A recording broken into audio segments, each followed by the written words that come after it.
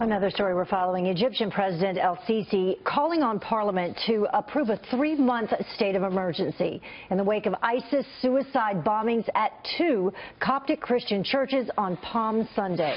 Connor Powell is following this from our Jerusalem bureau and has more. Connor? Heather, Egypt's Christian community has been hit by a wave of violence in recent months, but yesterday's attack by far the deadliest it's faced. 2 separate bombings leaving at least 45 people dead and more than 100 wounded. Both blasts actually were caught on camera, and the video is disturbing. Surveillance cameras showing a man being turned away outside the main gate of St. Mark's Cathedral. This is the traditional seat of Egypt's Coptic community in Alexandria.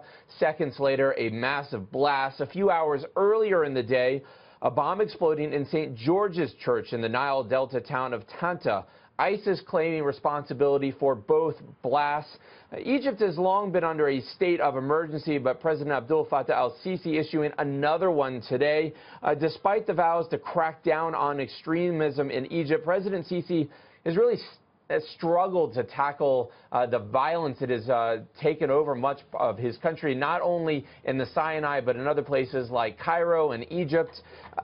He's vowed to really get tough on extremism. He was in D.C. a few days ago with President Trump, and he vowed to do the same thing, but he has really had a difficult time to do this, and he hasn't really tackled any of the other problems in Egypt as well, things like the economy and other issues.